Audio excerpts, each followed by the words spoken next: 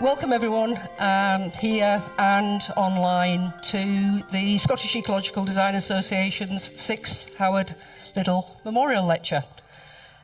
We will be bringing together discussions about economics, good work, technology and well-being in what we know is a climate and biodiversity crisis. I am Sandy Halliday, I'm an engineer, I'm a senior director and I'm principal of Gaia Group. This lecture series is dedicated to my late husband, one of the founders of CEDA and its first chair. Howard was an ecological architect before there was such a thing. He was very much loved, apart from by those for whom he was an extreme thorn in the side.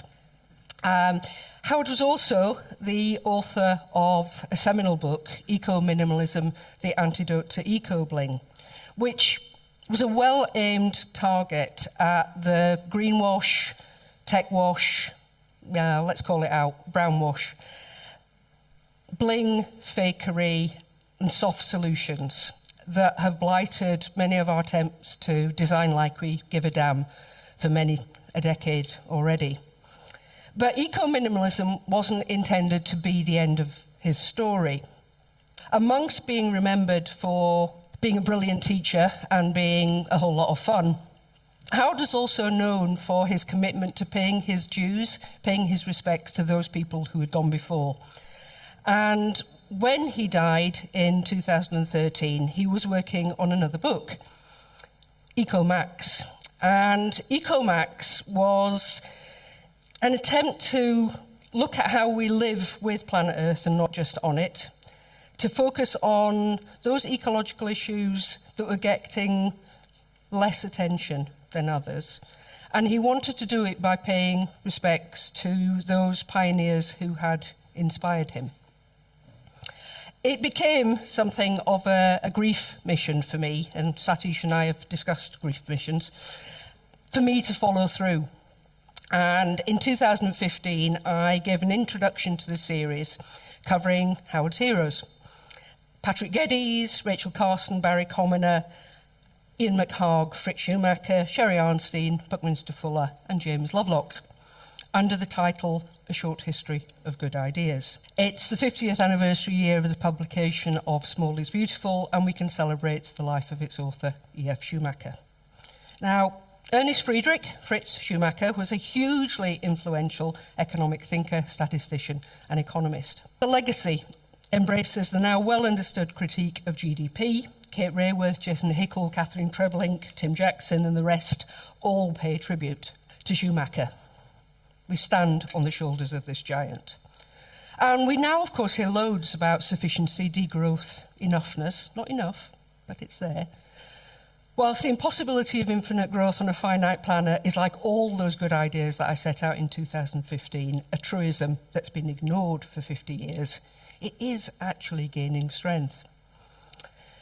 But the programme will begin with Satish Kumar talking about the legacy of Schumacher, Buddhist economics and economics of well-being in the context of Small is Beautiful. But today I was also determined to explore the slightly distant cousin, perhaps the long-distant cousin, the less well-explored legacy concerning the role of work and technology in meeting human needs. And donor economics, as it turns out, has proved to be the unifying factor in bringing these aspects together. First of all, we're going to begin with a few words about and by Fritz Schumacher. The material that you're going to hear is dated in some respects, but also contemporary and far ahead of its time, probably all in equal measure. Until he was about 45 years of age, Fritz Schumacher, like all good economists, was dedicated to growth. To stand still was to stagnate. To become smaller was to die. He was enormously successful, a prime mover in Europe's post-war economic miracle. Then he decided that the world was making a monstrous mistake. Big, he said, could indeed be bad. Small, he said, is beautiful. We now produce as many manufactured goods in each 4-year period as all of mankind produced from the dawn of history until 1945. and yet there are more miserable people on earth than ever before. Gross national product is the conventional measuring stick of the economist. In the name of gross national product, says Schumacher, modern man will resort to any degree of technological violence and human degradation. How is it that our ancestors created all this tremendous culture, these fantastic cathedrals, when GNP, gross national product, was a tiny fraction of what it is now? And now, the richer allegedly we get, we find it an intolerable strain even to keep these cathedrals in repair. How did they do it? They did it with minimal technology. If we get rid of the idea, the bigger the better, which may well have been a 19th century truth, but now has become a 20th century myth, in my opinion. If we get off this idea and give the benefit of the doubt to work in the other direction, if we start systematically from the actual human requirements and longings and try to adapt our technology to these requirements and longings, instead of asking people all the time to adapt themselves to the machines, then I think everything is possible. Almost everything from mass housing to transport, industry, and even food now depends on a vast use of energy. Instead of costing today's loaf in pennies, cost it in energy. First the wheat. Of the total energy in one loaf, this much goes on tractors, combine harvesters, fertilizers, and pesticides. The power to mill it takes this much. Eat an egg from a modern battery farm and you swallow 1/6 of the energy it took to produce it, to feed and keep the hen, and get the egg to your table. In energy terms, whether it's food, transport, or virtually any aspect of life today, we're probably the last of the big spenders. It's now my enormous pleasure to introduce you all to Satish Kumar. Satish is an Indian-British activist and speaker. He's been a Jan monk, a nuclear disarmament advocate, which I'm sure he still is, and a pacifist. Now living in England, Kumar is founder and director of programmes of the Schumacher College International Centre for Ecological Studies. He's the editor emeritus of Resurgence and Ecologist magazine. One idea which we had in Schumacher College was that it should be education of head, education of hearts, and education of hands. All our students have to not only learn about Gaian science and holistic philosophy and holistic science and new economics, but also have to practice it. Practice ecology. Not learn about ecology, not learn about nature, but learn from nature. Only thing we can do, rather than moaning and groaning and complaining and criticizing the world that we have today, let's start something positive. Start something what you can do wherever you are. Whatever you can do, start a garden, start making something. Be a maker, be an artist. In my Elegant Simplicity book, I'm making a chapter that I want a society of artists. I want a society of poets. An artist is not a special kind of person. But every person, every one of you, every one of us, we are special kind of artists. Let's be artists and create a world of artists, a society of artists. I said at the beginning that I wanted to bring together the legacy that was both the kind of economic critique, but also this technology and this working with our hands and being makers and being together. And the unifying factor that I found within all that is donor economics.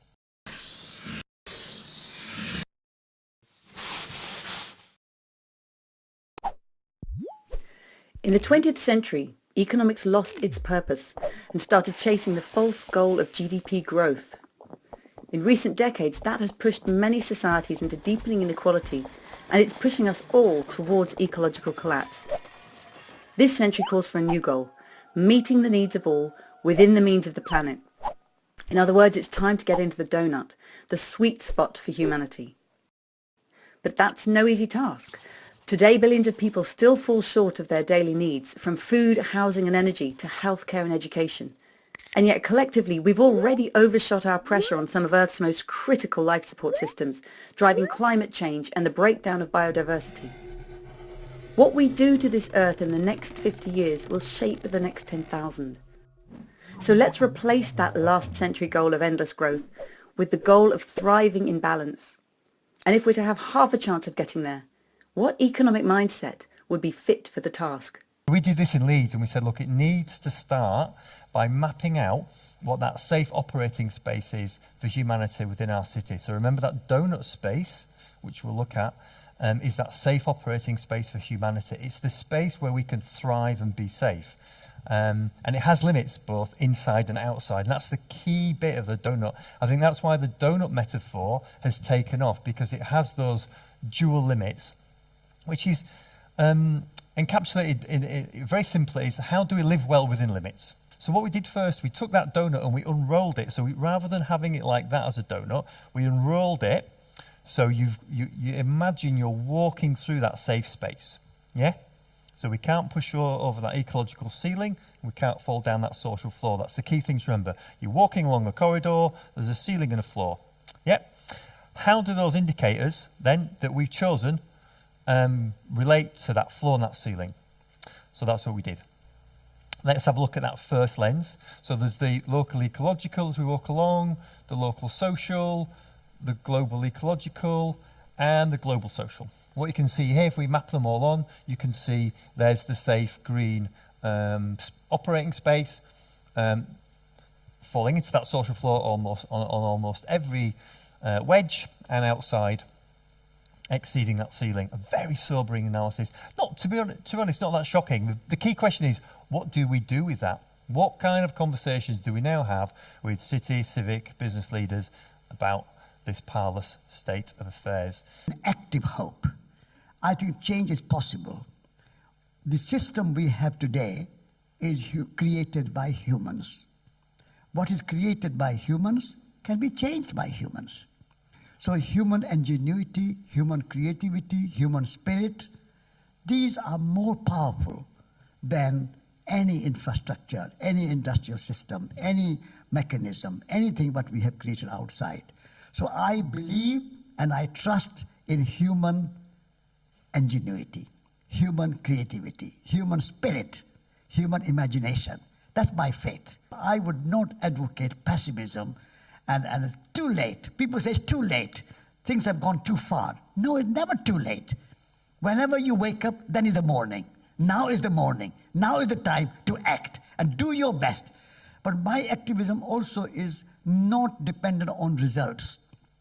I act because what I act about is worth acting, worth doing. Whatever results, I cannot control.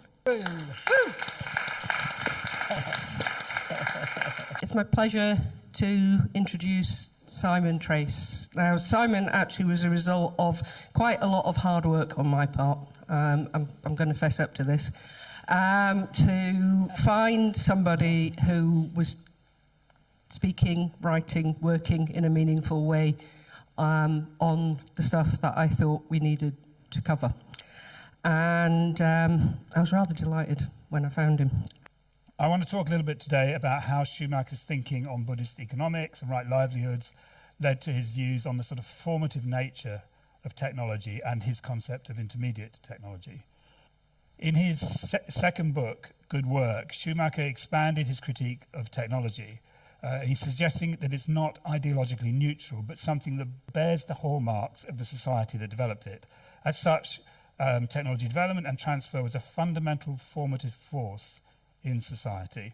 So in Schumacher's view, it's a great mistake to underestimate the effect of technology on people's lives, not just their standard of living, but how they produce, what they produce, where they work, where they live, whom they meet, how they relax, how they eat, breathe, see, and therefore what they think, their freedom and their dependence. Universal access to a basic set of technologies is a prerequisite for the social foundation. We need access to energy supplies, be that grid electricity or a household solar system. We need technology for food production, technical knowledge, seeds, equipment to till the land or to irrigate it. We need access to medicines and medical equipment to deliver our health services. Indeed, it's easy to show that the technology in one form or another underpins every aspect of the social foundation. But our access to and use of technology may also pose risks in terms of exceeding safe planetary boundaries. So, in providing access to energy, CO2 emissions from fossil fuel power stations contribute to global warming and also to ocean acidification. Hydroelectric dams hold back water and disrupt river flows, as does water demand for cooling in power stations. And the demand for biofuel crops can displace food crops or lead to deforestation. So another way of looking at the donut through a technology lens would be that the inner circle represents an ambition to provide universal access to the set of technologies that are necessary to provide that social foundation, while the outer circle represents the sort of control or the governance of technology that we need to exert in order to avoid breaching planetary boundaries, and then the inner space becomes or represents technology justice, defined as somewhere where everyone has access to the technologies that are essential for a basic standard of life in a sustainable way that doesn't prevent others now or in the future from doing the same. Nella is, I'm going to get your name wrong, aren't I? Because everybody does. I bet they do. Nella Cadanos Gonzalez. I got it wrong, didn't I? Sorry. She is the Wellbeing Economy Alliance Youth Representative and the 21-22 Union President at University of Stirling Student Union. She's a proactive system change advocate with experience on youth empowerment and student leadership.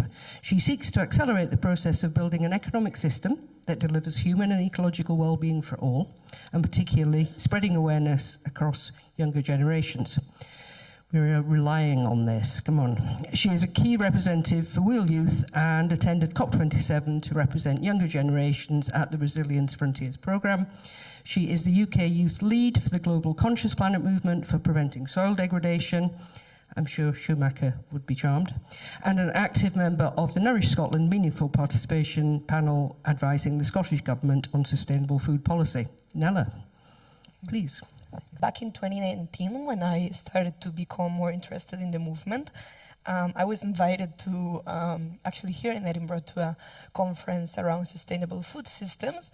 And that was the first time I heard Catherine Trebeck speaking. So if you don't know her, she is the co-founder of the Wellbeing Economy Alliance.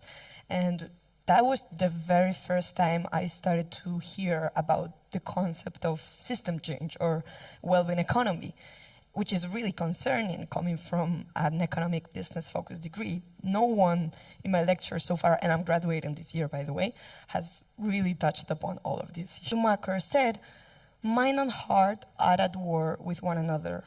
Our reason has become beclouded by an extraordinary, blind, and unreasonable faith in a set of fantastic and life-destroying ideas inherited from the 19th century." On your point, I mean, I think the media and lobbying play a huge role in distorting democracy, right?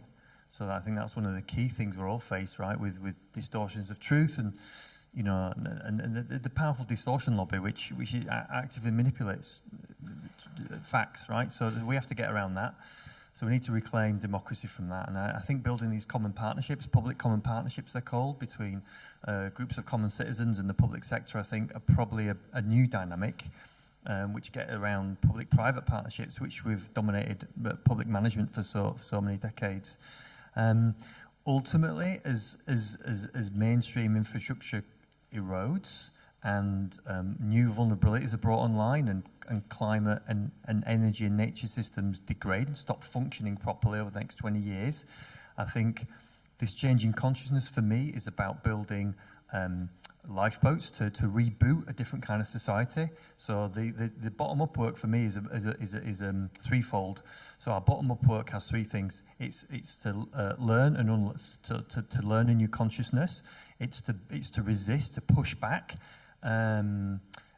the things that are harming us, but it's also to build and to create. And this is Joanna Macy's great turning, right? So to build and create, so to build, to resist, and to learn.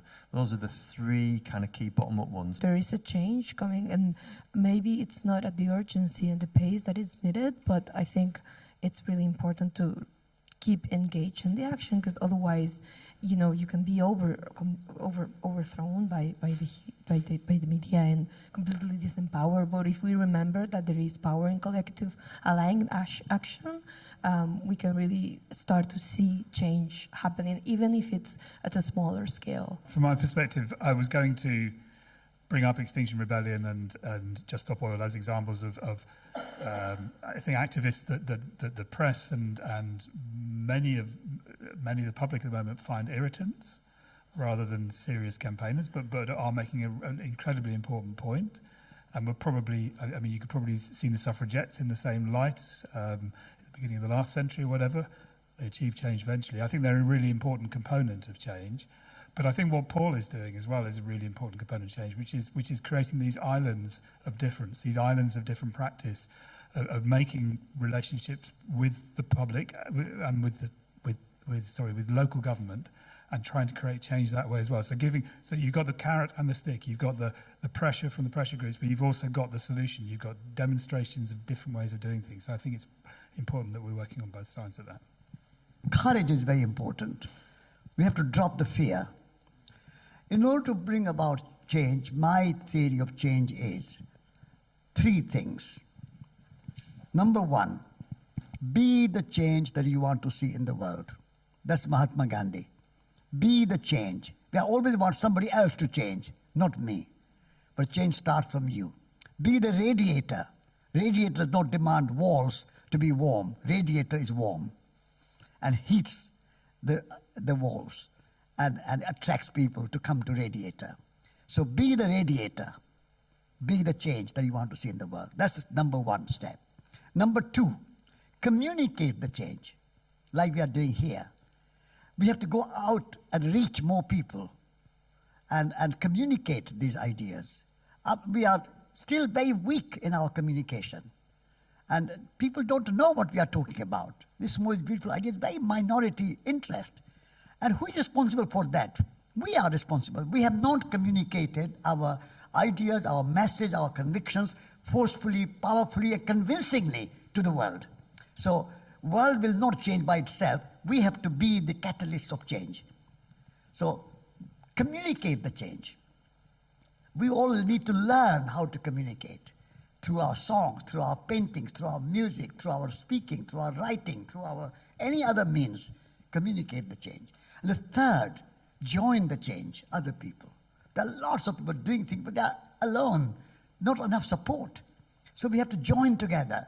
Like I said, a river is made because many, many tributaries join the river to make a big river. So join other people, work together. All our thriving will be mutual. All our flourishing will be mutual. All change will come out with mutual support.